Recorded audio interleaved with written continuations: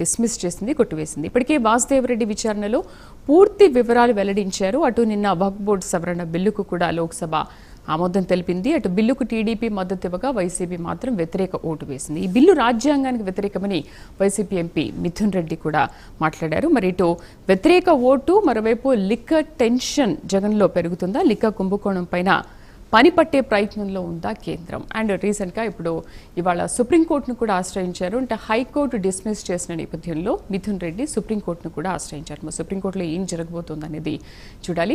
దీనిపైన డిస్కస్ చేద్దాం. డిబేట్లో మనతో పాటు పార్టిసిపేట్ చేస్తున్నారు ఎల్ఎం మోహన్ రెడ్డి గారు, మాజీ గ్రంథాలయ చైర్మన్ వైసీపీ, అలాగే ఆంజనేయ రెడ్డి గారు, బీజేపీ సీనియర్ నాయకులు. నమస్తే అండి, వెల్కమ్ టు అవర్ షో. నమస్తే మోహన్ గారు.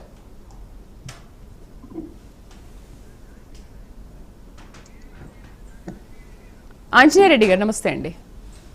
నమస్తే అమ్మా. నమస్తే మీకు, చర్చలో పాల్గొంటున్న ఇతర కో ప్యానలిస్టులకు, వీక్షకులకు అందరికి కూడా నమస్కారం అమ్మా.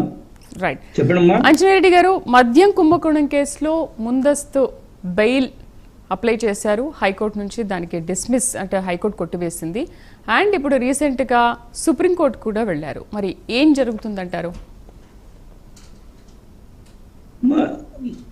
ఆంధ్రప్రదేశ్లో గత 5 సంవత్సరాలు వైసీపీ హయాంలో జరిగిన మద్యం కుంభకోణం ఏదైతే ఉందో అది బహుశా దేశంలో చెప్పుకోదగ్గ కుంభకోణాల్లో అది ఒకటి.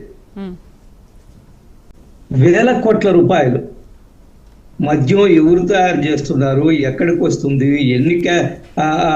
ఎంత మద్యం తయారు చేస్తున్నారు, డిజిటల్ పేమెంట్ లేదు, పేమెంట్ చేసిన డబ్బులు ఎక్కడికి పోయాయి, దీని వెనక ఎవరున్నారు, కొంతమంది వైసీపీ నాయకులు బెదిరించి డిస్టిలరీస్ ని హ్యాండ్ ఓవర్ చేసుకోవడము, కొత్త డిస్టిలరీస్ ని ఏర్పాటు చేసుకోవడము, భయంకరమైన లిక్కర్, చీప్ లిక్కర్, అది తాగి రాష్ట్రంలో వేలాది మంది, లక్షల మంది ప్రజలు అనారోగ్యానికి గురయ్యారు.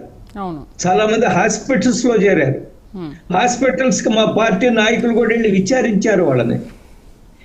ఏ విధంగానైనా ఈ యొక్క మద్యం కుంభకోణంలో వేల కోట్ల రూపాయలు సంపాదించాలి, అవి ఎక్కడికి చేరాయో దాని మీద దర్యాప్తు ప్రారంభమైంది పెద్ద ఎత్తున.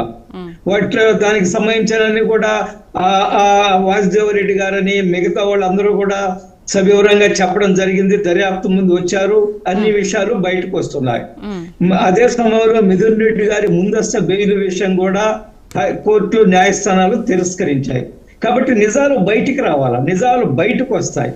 ఎవరు ఈ కుంభకోణం వెనుక ఉన్నారు, ఈ లిక్కర్ మాఫియా ఎవరు, ఈ లిక్కర్ ద్వారా వచ్చిన ధనం ఎక్కడికి వెళ్ళింది, డిజిటల్ పేమెంట్స్ ఎందుకు జరగలేదు, దానికి కారణం ఏమిటి, డిజిటల్ పేమెంట్ లేకుండా చెల్లించిన డబ్బంతా ఎక్కడికి వెళ్ళింది, అసలు బ్రాందీ షాపుల్లో, ప్రభుత్వ బ్రాందీ షాపుల్లో రికార్డ్సే ఎక్కడ లేవు. అసలు ఎవరు ఎంత అమ్ముతున్నారు, ఎంత వస్తుందో, ఎంత ఎడుతుందో అనేదే లేదు 5 సంవత్సరాలు. కాబట్టి ఇంత భయంకరమైన ఈ అవినీతి మీద లోతుగా దర్యాప్తు జరపాల్సి ఉంది. దర్యాప్తులు అన్ని నిజాలు బయటకు వస్తాయి.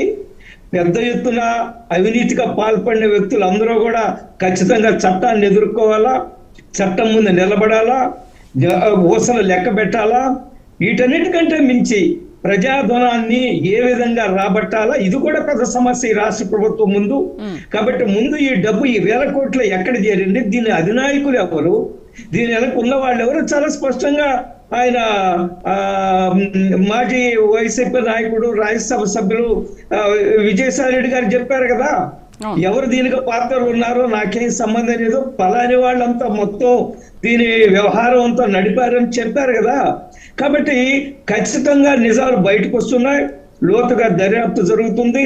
అవినీతి శాఖ అధికారులు లేదా సంబంధించిన శాఖ అధికారులు అందరూ కూడా లోతుగా దర్యాప్తు జరుపుతున్నారు. ఎవ్వరూ కూడా తప్పించుకోలేరు.